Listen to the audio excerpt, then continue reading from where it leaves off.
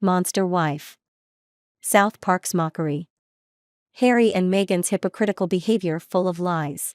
Been wondering, how did their PR tour go?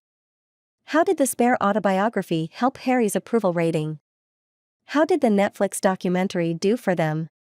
Well, you know it's bad when your PR tour lands you a little skit, a great skit on South Park, which did the following bit on those two. And then there's a little like signs with them going through all these countries saying privacy, privacy, and everybody, just the disdain for them. They've jumped the shark. Garrity, you saw you laughing during the bit. You tell me, is it over for them in terms of their hopes for being the next Barack and Michelle Obama are, political leaders or influencers here in the United States? This country was founded by men who were willing to shoot other people in the head so that they wouldn't have to care about what the British royal family was doing. So you're right.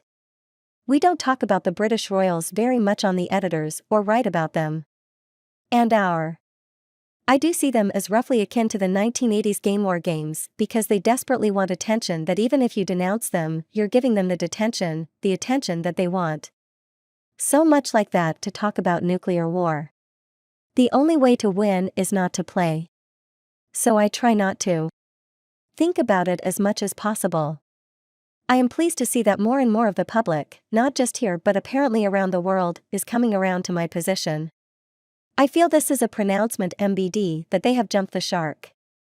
They are not beloved and her hopes of running for president, reported hopes, are all but dashed. That's not happening.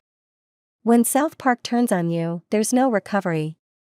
There was a moment where it seemed like Harry and Meghan were going to become the latest thing that Americans polarize over, where all conservatives are critical of them and so all liberals have to embrace them. But now it's like they're just so cringeworthy and so unsympathetic. In a fundamental way that like there's no use to anyone, but they're overpaid publicists, right? I mean, and the kind of grifters trying to sell, kitsch attached to their names. The whole result of their giant publicity campaign has been to raise the popularity of Prince William and Kate in the United Kingdom, right? I mean they didn't they may do some tiny bit of damage to Charles. But I think even his popularity has gone up in the United Kingdom as his coronation is coming up soon because people feel bad for him that this child and his monster wife get to say whatever they like about the royal family, and the royal family has all sorts of restrictions.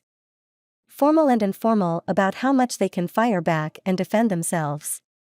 And by being quiet, they are subtly winning the game.